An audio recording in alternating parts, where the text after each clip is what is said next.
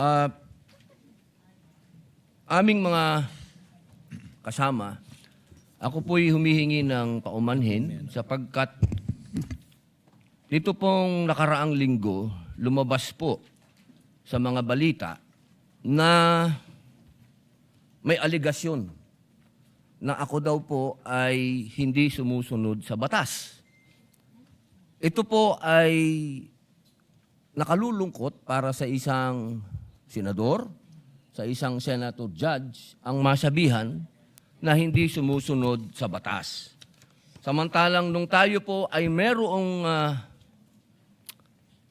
mahal na saksi dito, pinaalala po natin sa kanya na harapin ang batas.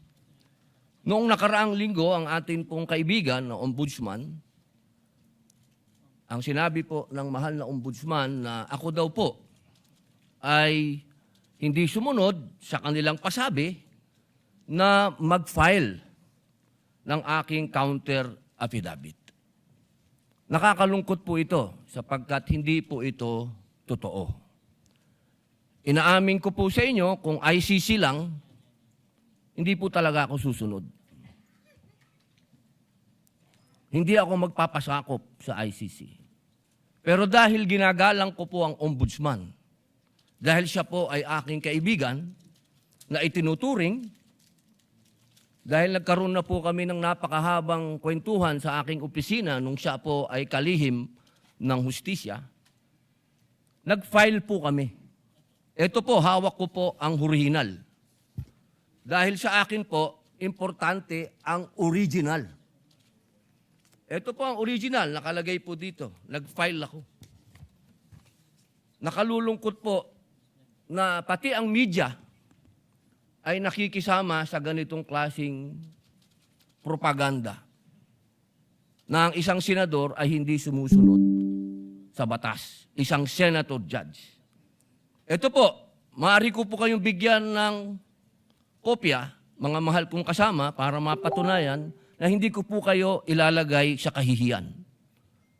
Ako po ay nag-submit ng aking counter affidavit. At ganun din po, humihiling din po ako sa aking mga kasama, lalong-lalo na po sa aking kaibigang Ginoong Pangulo, na sa mga ganitong pagkakataon, hinihingi ko po na tulungan din po ninyo kami. Na maipaliwanag din po namin sa media na meron din po kaming mga pagkakataon na ipagtanggol din ang aming sarili at kami wag husgahan kaagad na kami hindi sumusunod sa batas. Yun lamang po, Ginoong Pangulo at tagapangulong hukom. Maraming salamat po. Senators Erwin Tulfo, Senator Judge Alan Cayetano, thereafter Senator Judge Tito Soto are recognized. What is your pleasure, Senator Judge Erwin Tulfo? Mr. Presiding Officer, Senate President, ladies and gentlemen. This impeachment court was established to try the Vice President of the Republic. Ang punto ko po rito, kasi napapansin ko po ilang araw na nagagamit po natin ang impeachment court, ang oras po ng impeachment court sa pagpapaliwanag. Naintindihan ko po ang posisyon ng aking kaibigan, si Senador Robin Padilla. Yung kanya pong frustrations. Pero gusto ko lang po sana ipaalala sa ating presiding officer, sa ating pong Senate President, at matanong, ano po ba ang ating ginagamit na rules ngayon?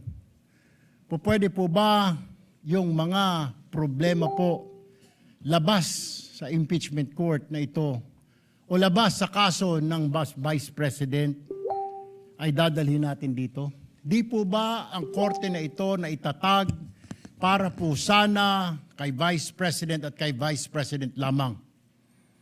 Mga ebidensya, mga testimonya, mga pahayag patungkol lamang po sana sa impeachment ng Vice President.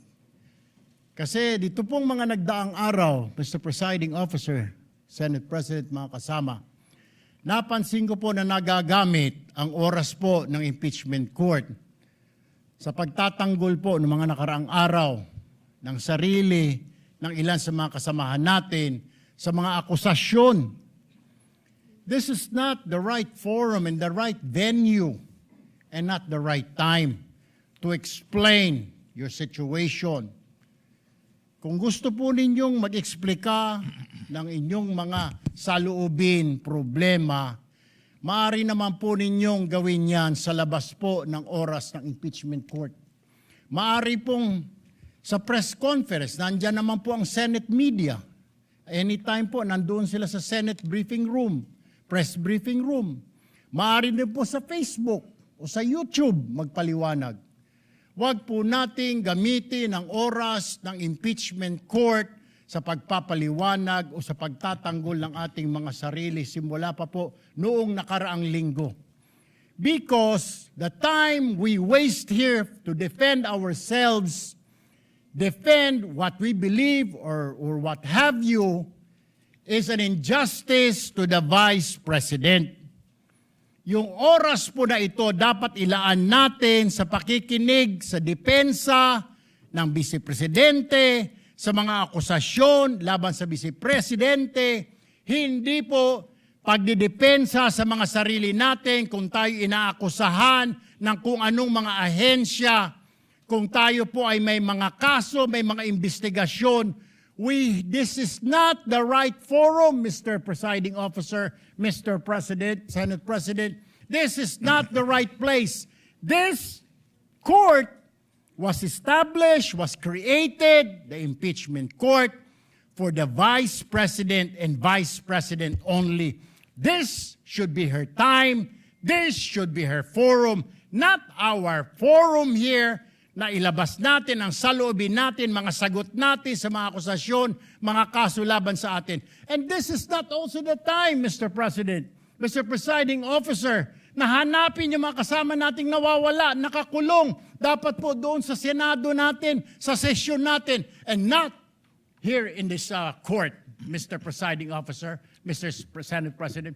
Kaya pakiusap ko lamang po sana sa ating mahal na Presiding Officer and Senate President, let us follow the rules. May rules ho tayo. Kung hindi naman ho patungkol sa Vice President na sasabihin natin, hindi naman po patungkol sa depensa o prosekusyon ng Vice Presidente natin, then wag na ho natin payagan na magsalita pa po dito because nasasayang. Because every minute, every hour that we waste away from the defense or from the prosecution of the case of the Vice President, it is injustice. It is called injustice to the Vice President, to her family, yung anguish, yung kanyang sama ng loob, yung oras na nakabinbin ang kaso na ito. Let us do this impeachment trial as quickly as possible. If we have to clear the Vice President, then let's clear her. If we have to prosecute, then prosecute her with the evidence kung meron. Not waste our time kung ano-anong sinasabi natin dito to protect ourselves, to defend ourselves. This is not the right forum, Mr. Presiding Officer. Kindly wind up, Mr. Senator Senate Judge President. Erwin Tulfo. This is not the right forum for us to defend ourselves. Bring it somewhere else. Bring it to the press. Bring it to the social media, but not here. Thank you, Mr. President. The remarks of the gentleman are noted.